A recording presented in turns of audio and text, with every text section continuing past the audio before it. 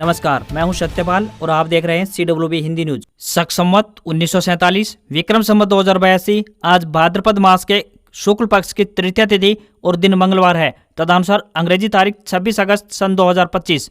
सबसे पहले आज की सुर्खियां। मनीषा केस पर अभय चौटाला बोले, CBI से कुछ निकलेगा नहीं, पुलिस के दम पर चुप करवा रही है सरकार। 1 सितंबर से अस्पताल बंद करने जा रहे हैं इन 2 बीमा कंपनियों की कैशलेस इलाज सुविधा। सामने आई ये बड़ी वजह। ग्राहकों के लिए बड़ी खबर, IDBI बैंक का जल्द होने जा रहा है प्राइवेटाइजेशन। मनीषा की मौत पर कॉलेज प्रबंधन पहली बार आया सामने, बोला कॉलेज 1 बजे बंद होता है। CCTV में वह 1:58 पर दिखी। अंतर्राष्ट्रीय गीता जयंती महोत्सव 2025 अपडेट। इंडोनेशिया की बाली में 12 से 14 सितंबर को गूंजेंगे गीता के श्लोक। हरियाणा सरकार का बड़ा फैसला, अब जेल में बंदी बनेंगे कंप्यूटर इंजीनियर। हरियाणा के 46,000 एस्टेट अभ्यर्थियों की बायोमेट्रिक हुई शुरू। सेंटरों पर लगी लंबी लाइनें, जल्द जारी हो सकता है रिजल्ट। हरियाणा में खत्म हुई IMA की हड़ताल, सरकार के साथ बनी सहमति। आयुष्मान योजना के 500 करोड़ रुपए का होगा भुगतान। हरियाणा के सबसे महंगे टोल प्लाजा पर वसूली हुई शुरू। सिंगल साइड के ही 235 रुपए से 2260 रुपए चुकाने होंगे। मासिक पास भी 50,000 रुपए तक का है। हरियाणा रोडवेज ने अचानक से इस रूट पर बढ़ाया 172 रुपए किराया। जानिए पूरी अपडेट। 22 सितंबर से शुरू होने जा रहे हैं शारदीय नवरात्रि, मनाया जाएगा महानवमी का पावन पर्व। हरियाणा में 28 को स्वास्थ्य कर्मचारियों का अनशन, जियो फेंसिंग से हाजिरी का विरोध। अब ऑनलाइन मोड में नहीं कर पाएंगे स्वास्थ्य और विज्ञान से जुड़े कोर्स की पढ़ाई, UGC ने की घोषणा। Oppo K13 turbo pro mid range budget में फ्लैगशिप लेवल गेमिंग पसंद करने वालों के लिए अच्छा ऑप्शन ये मोबाइल फोन। राजस्थान के उदयपुर में घर दुकान बाढ़ में बहे। यूपी के चंदौली में घाघरा नदी पर बना बांध टूटा। यमुनोत्री हाईवे लैंडस्लाइड के कारण बंद। पाकिस्तान बांग्लादेश के बीच 6 समझौतों पर हस्ताक्षर हुए। बिना वीजा के एक दूसरे के देश जा सकेंगे। और यूरोपीय देशों ने अमेरिका के लिए डाक सेवा रोकी। भारत के बाद ब्रिटेन, जर्मनी, फ्रांस, इटली ने भी सर्विस सस्पेंड की। डोनाल्ड ट्रंप का टैरिफ वाला फैसला बना वजह। और अब खबरें विस्तार से। हरियाणा में मौसम काफी बिगड़ा हुआ नजर आ रहा है। विभाग द्वारा जारी ताजा मौसम पूर्वानुमान की बात करें तो 26 अगस्त यानी आज यमुनानगर, भिवानी, चरखी दादरी, झज्जर, महेंद्रगढ़, रेवाड़ी, मेवात, पलवल, फरीदाबाद और गुरुग्राम में 75 से 100% बरसात के आसार बने हुए हैं। वहीं पंचकुला, अंबाला, कुरुक्षेत्र, करनाल, पानीपत, सोनीपत, जींद, कैथल, हिसार, फतेहाबाद और सिरसा में 50 से लेकर 75% बरसात की संभावना जताई गई है। अगले दिन यानी 27 अगस्त को पंचकुला और यमुनानगर में मध्यम से तेज बरसात। अंबाला, कुरुक्षेत्र, करनाल, पानीपत, भिवानी, चरखी दादरी, महेंद्रगढ़, रेवाड़ी, मेवात, पलवल, गुरुग्राम और फरीदाबाद में 25 से 50% बारिश की संभावना जताई गई है। जबकि रोहतक, झज्जर, सोनीपत, जींद, फतेहाबाद, हिसार और सिरसा में 25% इलाके में हल्की बरसात के आसार जताए गए हैं। मौसम विभाग के आंकड़े बताते हैं कि अब की बार सामान्य से अधिक हरियाणा में बरसात दर्ज की गई है। इनेलो नेता विधायक अभय सिंह चौटाला सोमवार को नीलाखेड़ी में कार्यकर्ताओं की बैठक को संबोधित करने के लिए पहुंचे। यहां उन्होंने पत्रकारों से बातचीत की। मनीषा के इस मामले में CBI जांच के सवाल पर अभय सिंह चौटाला ने कहा कि CBI जांच से कुछ भी निकलने वाला नहीं है। CBI तो नफे सिंह राठी के मामले की भी जांच कर रही है। 2 साल हो चुके हैं लेकिन आज तक कुछ भी हासिल नहीं हुआ। जबकि उनके मामले में तो बाई नेम FIR दर्ज है। जिन लोगों के नाम लिखवाए गए और जिन पर शक था उनसे भी CBI ने ढंग से पूछताछ नहीं की। किसी भी मुकदमे को अगर दबाना है तो उसकी जांच CBI को दे दो। यूट्यूबरों पर दर्ज मामले को लेकर अभय चौटाला ने कहा कि सरकार हर किसी को पुलिस के बलबूते पर कमजोर करना चाहती है। अगर मीडिया ने खुलकर इस सरकार की कमियां और खामियां उजागर नहीं की तो मीडिया कमजोर पड़ जाएगी। उन्होंने कहा कि आज कार्यकर्ताओं में भारी उत्साह दिखा और कार्यकर्ताओं ने स्पष्ट तौर पर कहा है कि हम केवल चौधरी देवीलाल का जन्मदिन ही मनाने नहीं आएंगे, बल्कि हम यह संदेश देंगे कि भाजपा और कांग्रेस को अब की बार सत्ता से बाहर करेंगे और अगली सरकार इनेलो की होने वाली है।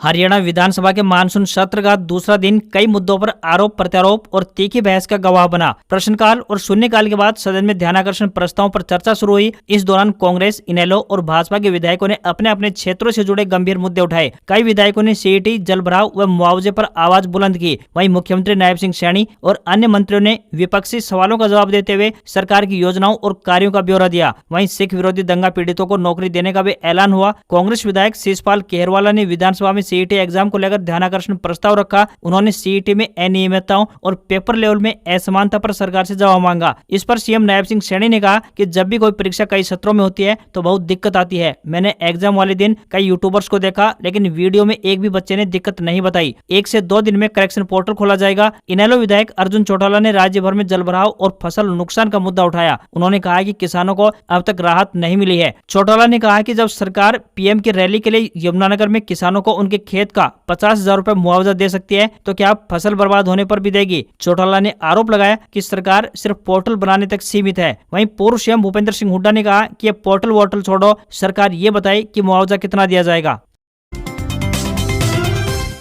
दक्षिण हरियाणा बिजली वितरण निगम यानी DHBVN ने डिफाल्टर बिजली उपभोक्ताओं को अच्छी खबर सुनाई है। बिजली निगम ने किसी भी कारणवश बिल जमा न करने वाले ऐसे उपभोक्ताओं को बड़ी राहत प्रदान करते हुए सरचार्ज माफी योजना शुरू की है। इस योजना का बिजली उपभोक्ता 11 नवंबर तक लाभ उठा सकेंगे। इस योजना को सभी बिजली उपभोक्ताओं तक पहुंचाने के लिए अधिकारियों को स्पष्ट निर्देश दिए गए हैं। वहीं बिजली निगम की कोशिश है कि डिफाल्टर बिजली उपभोक्ता मूल राशि जमा कर दें। इस योजना के तहत 31 अगस्त 2024 तक डिफाल्टर रहे उपभोक्ता जिनके बिजली बिल 9 मई 2025 तक बकाया है, इस योजना का लाभ उठाने के लिए पात्र होंगे। इसमें ग्रामीण, शहरी, घरेलू उपभोक्ता, कृषि श्रेणी, औद्योगिक, सरकारी, नगर पालिका, ग्राम पंचायत, राज्य सरकार और अन्य पब्लिक यूटिलिटी उपभोक्ता शामिल हैं। घरेलू उपभोक्ताओं को एक मुश्त भुगतान करने पर मूल राशि पर 10% की छूट और पूरा ब्याज माफ कर दिया जाएगा। वहीं औद्योगिक उपभोक्ताओं को एक मुश्त भुगतान करने पर 50% अधिभार माफी मिलेगी, जबकि कृषि उपभोक्ता बकाया राशि 3 बिलिंग चक्रों में पूरा कर सकते हैं। सरकारी व अन्य संस्थानों को एक मुश्त भुगतान करने पर ब्याज माफी दी जाएगी। इसके अलावा गलत बिलिंग वाले उपभोक्ता बिल सही करवाकर इस योजना का लाभ उठा सकते हैं। जिन उपभोक्ताओं के मामले कोर्ट में लंबित हैं, वो अपना केस वापस लेकर इस योजना का फायदा उठा सकते हैं।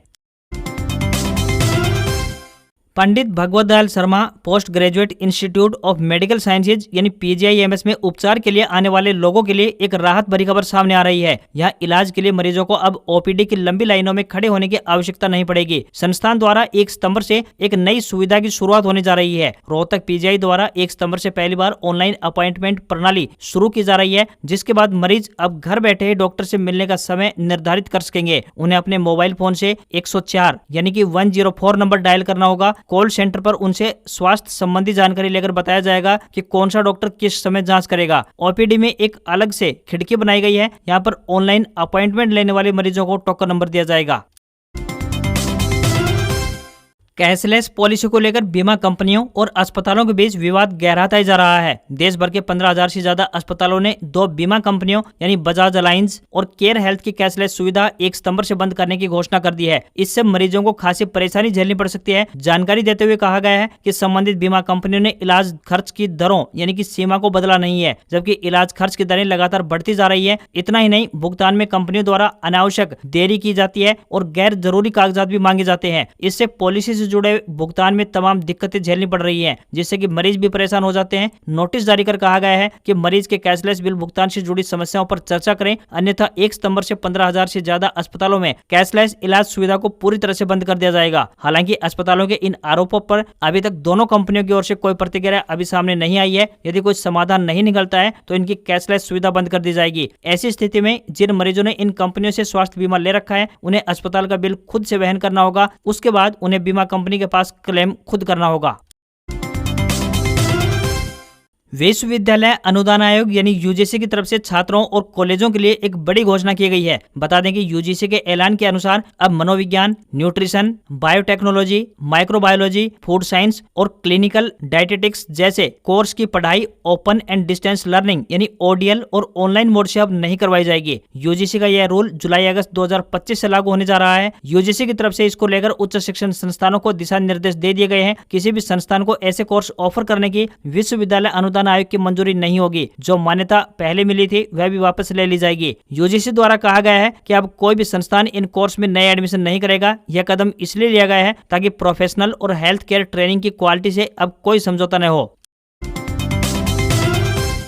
हरियाणा की जेलों में बंदियों के सुधार, पुनर्वास व उन्हें समाज के मुख्य धारा में लाने की बड़े स्तर पर कवायद चल रही है। प्रदेश के 5 जेलों में बंदियों के लिए कौशल विकास के 12 कोर्स शुरू किए जा रहे हैं। बंदियों को जेल में कंप्यूटर इंजीनियरिंग का 3 वर्षीय डिप्लोमा करने का भी मौका मिलेगा। पायलट प्रोजेक्ट के तौर पर गुरुग्राम जेल में कंप्यूटर इंजीनियरिंग डिप्लोमा प्रशिक्षण केंद्र स्थापित किया जा रहा है। सहकारिता, कारागार, निर्वाचन, विरासत व पर्यटन मंत्री डॉक्टर अरविंद शर्मा ने जानकारी दी है। जेल मंत्री डॉक्टर अरविंद शर्मा ने कहा कि जेल बंदियों को सजा पूरी करने के बाद सरकारी व निजी क्षेत्रों में रोजगार के उचित अवसर उपलब्ध करवाने के प्रयास किए जा रहे हैं। गुरुग्राम जेल में पायलट प्रोजेक्ट के तौर पर एक तकनीकी डिप्लोमा प्रशिक्षण केंद्र स्थापित किया जा रहा है। यहाँ जेल बंदियों को 3 वर्षीय कंप्यूटर इंजीनियरिंग डिप्लोमा करवाया जाएगा। यह कोर्स करके बंदी अपनी सजा पूरी होने के बाद बाहर जाकर आसानी से न केवल नौकरी प्राप्त कर सकेंगे बल्कि अपना कोई काम भी शुरू कर सकते हैं। इससे उन्हें मुख्य धारा में आने का अवसर मिलेगा।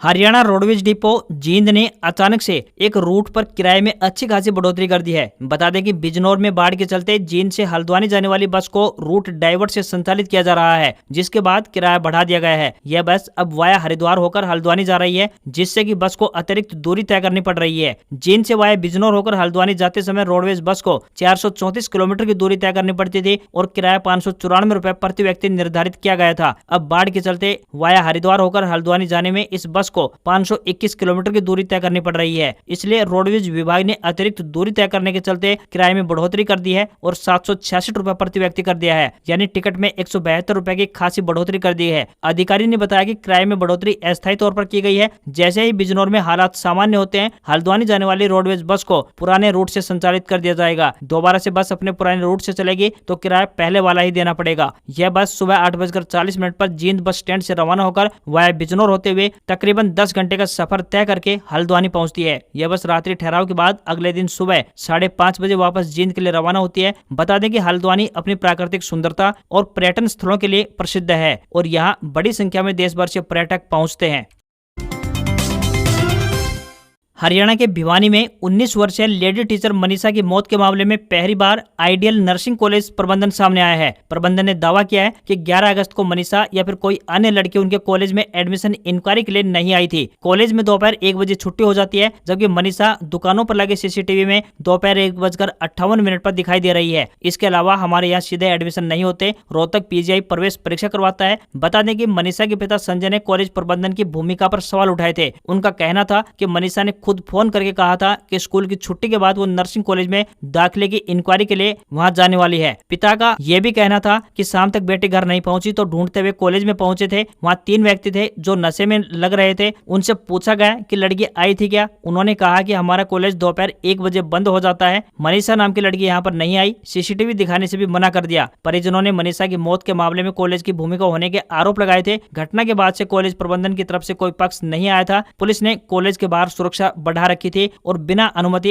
अंदर नहीं जाने दे रहे थे। अभी भी कॉलेज के आसपास पुलिस का पहरा है। आइडियल प्रबंधन का नर्सिंग कॉलेज और स्कूल है। इसमें अशोक सांगवान, प्रद्युमन शोरान, प्रकाश सांगवान, नरेंद्र सिंघानी और रामनिवास पार्टनर हैं। नर्सिंग कॉलेज के ही बगल में आइडियल स्कूल है। कॉलेज प्रबंधन का दावा है कि मनीषा जिस स्कूल में पढ़ाती थी उसकी बस गांव ढाणी लक्ष्मण में नहीं जाती थी, इसलिए मनीषा उनके आइडियल कॉलेज की बस में ही करीब 1 महीने से घर आती जाती थी। उस दिन मनीषा बस में आई ही नहीं।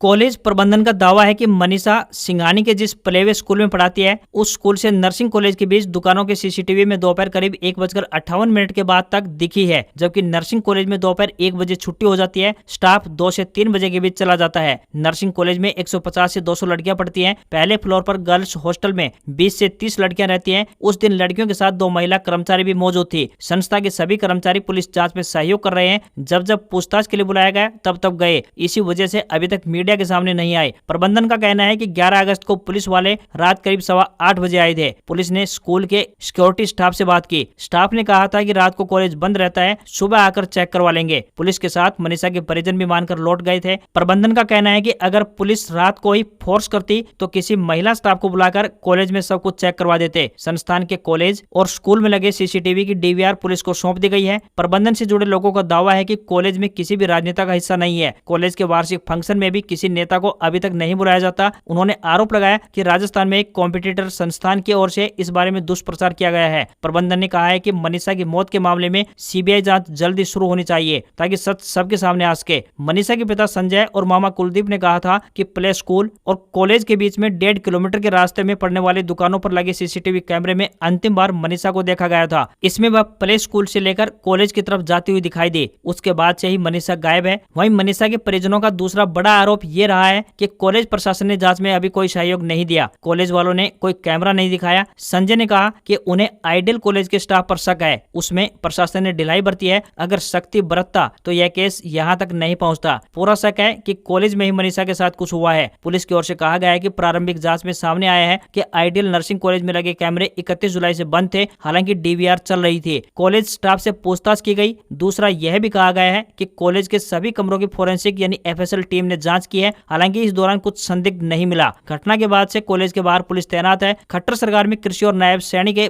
पहले कार्यकाल में वित्त मंत्री रहे जेपी दलाल ने रविवार को स्पष्ट किया कि उनका या फिर उनके परिवार का कॉलेज या स्कूल से कोई लेना देना नहीं है। दलाल मनीषा के घर शोक जताने के लिए पहुंचे थे। उन्होंने कहा कि मैं सीएम से प्रार्थना कर रहा हूं कि जांच करवाएं कि क्या इस कॉलेज या फिर स्कूल में मेरा या परिवार का कोई भी हिस्सा है। इससे तो क्या किसी भी स्कूल कॉलेज से कोई लेना देना नहीं है। हरियाणा में बने अर्बन एक्सटेंशन रोड 2 यानी यूईआर 2 के लिए नेशनल हाईवे अथॉरिटी यानी एनएचएआई ने टोल रेट की लिस्ट जारी कर दी है। इस एक्सप्रेसवे से गुजरने पर 235 से 2260 रुपए तक टोल चुकाना होगा। इसके अलावा मासिक पास 50,000 रुपए तक का है। इसके अलावा टोल प्लाजा के 20 किलोमीटर के दायरे में रहने वाले लोगों को गाड़ियों के लिए 350 रुपए का पास लेना होगा। यह टोल प्लाजा मुंडका बकरवाला में बनाया गया है। यह टोल एक्सप्रेसवे के 46 किलोमीटर हिस्से से गुजरने के बदले देना होगा। इसे हरियाणा का अभी तक का सबसे महंगा टोल भी माना जा रहा है। पीएम नरेंद्र मोदी ने दिल्ली के रोहिणी से 17 अगस्त को द्वारका एक्सप्रेसवे के साथ इसका उद्घाटन किया था। टोल की वसूली रविवार को ही शुरू हुई। टोल की वसूली का जिम्मा रिद्धि कंपनी को दिया गया है। इस बारे में कंपनी के अधिकारियों से बात की गई तो उनका कहना था कि यूईआर 2 महत्वपूर्ण परियोजना है जिसके निर्माण में 7,700 करोड़ रुपए की लागत आई है। इसके रखरखाव में भी बड़ा खर्चा होगा, इस वजह से टोल की दरें ज्यादा हैं। हरियाणा में टीचर मनीषा की मौत के मामले में भिवानी के गांव ढाणी लक्ष्मण में भाषण देने वाले हिसार के किसान नेता सुरेश कोथ को पुलिस ने नोटिस थमाया है। यह नोटिस हांसी की नारनौद की मिर्जपुर चौकी की तरफ से दिया गया है। नोटिस पर 20 अगस्त की तारीख है और इसमें सुरेश कोथ के बारे में लिखा है कि आपके विरुद्ध गुप्त सूत्रों से पता चला है कि आप अपने मोहल्ले, स्कूल व सार्वजनिक स्थान पर लोगों को डराते धमकाते, गाली गलौज, झगड़ा फसाद व सार्वजनिक शांति भंग कर सकते हो। आप दुकानदारों व राहगीरों को धमकाते हो, दादागिरी करते हो। पूर्व में आपको मौखिक रूप से चेतावनी दी जा चुकी है, मगर फिर भी आपके द्वारा उपद्रव जारी है। यह आपको अंतिम लिखित चेतावनी दी जाती है। आप अपनी सभी आपराधिक दबंगई गतिविधियां तुरंत बंद कर दें। यदि आपने दोबारा पुलिस के आदेशों की अवहेलना की तो आपके विरुद्ध आवश्यक कानूनी कार्रवाई अमल में लाई जाएगी। नोटिस मिलने के बाद भारतीय किसान मजदूर यूनियन के प्रदेश अध्यक्ष सुरेश कोथ ने कहा कि आज के हालात ऐसे हो गए हैं कि इस देश में न्याय की मांग करना अब गुनाह बन गया है। हमने मनीषा हत्याकांड में न्याय की आवाज उठाई, लेकिन बदले में प्रशासन ने हमें ही नोटिस थमा दिया। उन्होंने कहा कि हमारे भाषण में कहीं भी कोई आपत्तिजनक शब्द नहीं था। इसके बावजूद नोटिस में हमें दुकानदारों को डराने, पुलिस की कार्रवाई में दखल देने और मोहल्ले में भय फैलाने के आरोप लगाए गए हैं। उन्होंने कहा कि सरकार किसानों और मजदूरों की आवाज दबाने में लगी हुई है। अब संगठन को और मजबूत करना जरूरी है क्योंकि आने वाले समय में चुनौतियां और बड़ी होंगी। मनीषा हत्याकांड पर बोलते हुए कोथ ने कहा कि यह बेहद जघन्य अपराध है। कुछ लोग इसे आत्महत्या बताने की अफवाह फैला रहे हैं, लेकिन हमें विश्वास है कि सच्चाई अलग है। मृतका का परिवार और गांववासी भी मानते हैं कि यह हत्या का मामला है। पूरे प्रदेश की जनता चाहती है कि मनीषा को न्याय मिले और दोषियों को कड़ी से कड़ी सजा दी जाए। वहीं किसान नेता सुरेश कोथ की ओर से किसान संगठन की बैठक बुलाई गई, जिसमें केंद्रीय ऊर्जा मंत्री मनोहर लाल खट्टर के हालिया बयान का जिक्र करते हुए कहा कि ग्रामीण क्षेत्रों में प्रीपेड मीटर लगाने का फैसला गरीबों और किसानों को बिजली से दूर करने की साजिश है। किसान की आमदनी 6 महीने में आती है। ऐसे में पहले पैसे जमा कराने और बैलेंस खत्म होते ही बिजली काटने की व्यवस्था किसानों के लिए बेहद कठिन साबित होगी। हरियाणा संयुक्त किसान मोर्चा ने इस मुद्दे पर 31 अगस्त को नरवाना में एक बैठक बुलाने का निर्णय लिया है, जिसमें प्रदेश भर के किसान संगठन भाग लेंगे। बैठक में यह भी तय हुआ है कि किसी भी गांव में स्मार्ट मीटर लगाने का प्रयास हुआ तो किसान उसका डटकर विरोध करेंगे। उन्होंने आह्वान किया कि यदि बिजली निगम का कोई भी कर्मचारी गांव में मीटर लगाने पहुंचे तो वे तुरंत संगठन को सूचित किया जाए। टेक कंपनी ओप्पो ने भारत में Oppo K13 turbo pro smartphone launch कर दिया है। इस स्मार्टफोन को गेमिंग और परफॉर्मेंस के लिहाज से बनाया गया है। इसमें सबसे खास फीचर इनबिल्ट कूलिंग फैन है, जो स्मार्टफोन को हैवी गेमिंग के समय भी ठंडा रखता है। भारतीय बाजार में इस तरह का ये पहला स्मार्टफोन है। इसमें 120 फ्रेम पर सेकंड यानी FPS पर हैवी गेम खेले जा सकते हैं। फोन 2 वेरिएंट और 37,999 रुपए की शुरुआती कीमत के साथ लॉन्च किया गया है। कंपनी फोन के साथ 3,000 रुपए का इंस्टेंट बैंक डिस्काउंट और 9 महीने की नो कॉस्ट EMI का ऑफर भी दे रही है। फोन में सबसे खास इनबिल्ट कूलिंग फैन है, जो कैमरा मॉड्यूल के पास लगा हुआ है। ये 18,000 RPM तक स्पिन करता है, जो गेमिंग के दौरान हीट को 20% तक कम करने में मदद करता है। इसके चारों तरफ एक RGB लाइट रिंग है, जो फैन एक्टिव होने पर चमकती है। गेमिंग और फास्ट चार्जिंग करने पर फोन हीट होता है तो ये ऑटोमेटिकली ऑन हो जाता है। फोन IPX9, IPX8 और IPX6 वाटरप्रूफ रेटिंग के साथ आता है, जो इसे इंडस्ट्री का पहला ऐसा एयर कूलिंग स्मार्टफोन बनाता है जो पूरी तरह से वाटरप्रूफ होगा। माइक्रो SD स्लॉट की कमी स्टोरेज बढ़ाने वालों के लिए दिक्कत हो सकती है। इसमें पावर बैकअप 7000 mAh की बैटरी है, जो एक दिन के भारी यूज के लिए पर्याप्त है। 80 वाट सुपर वूक चार्जिंग से 30 मिनट में फोन 68% चार्ज हो जाता है, जो कि तेज है, लेकिन फुल चार्ज होने में 54 मिनट लगते हैं। फोन में 6.8 इंच का AMOLED डिस्प्ले दिया गया है, जो 1.5K रेजोल्यूशन यानी 1280 गुणा 2800 पिक्सल के साथ आता है। इसकी रिफ्रेश रेट की बात करें तो 120 हर्ट्ज है। अगर आपका बजट 35 से 40,000 रुपए के बीच का है तो ओप्पो K13 टर्बो प्रो एक अच्छा ऑप्शन साबित हो सकता है। हफ्ते के पहले कारोबारी दिन भारतीय शेयर बाजार में 25 अगस्त को सेंसेक्स 329 अंक चढ़कर 81,636 के स्तर पर बंद हुआ। निफ्टी में भी 98 अंकों की तेजी दिखाई दी और ये 24,968 के स्तर पर पहुंच गया। सेंसेक्स के 30 शेयरों में से 23 में तेजी और 7 में गिरावट देखने को मिली। इन्फोसिस, TCS, HCL टेक और टेक महिंद्रा के शेयरों में 3% तक की तेजी रही। BEL, एशियन पेंट्स और एयरटेल में मामूली गिरावट रही। निफ्टी के 50 शेयरों में से 35 में तेजी और 15 में गिरावट देखने को मिली। वहीं NSE के मीडिया इंडेक्स को छोड़कर सभी शेयर चढ़कर बंद हुए। IT 2.37% चढ़ा। ऑटो, फार्मा, मेटल और रियल्टी इंडेक्स में 1% तक की तेजी दिखाई दी। वहीं 1 किलोग्राम चांदी की कीमत 2,227 रुपए महंगी होकर अब तक के हाईएस्ट स्कोर 1,16,133 रुपए पर पहुंच गई है। वहीं 10 ग्राम सोने का भाव 1,130 रुपए चढ़कर 1,0488 रुपए पर पहुंच गया है। दिल्ली में 24 कैरेट सोने की कीमत 1,01,660 रुपए और 22 कैरेट सोने की कीमत 93,200 रुपए और वहीं 1 किलोग्राम चांदी की कीमत 1,21,000 रुपए प्रति किलोग्राम के स्तर पर पहुंच गई है। आज खबरों में बस इतना ही। देखते रहिए आपका अपना हरियाणा का सबसे बेहतरीन news channel CWB Hindi news. नमस्कार। इसी आशा के साथ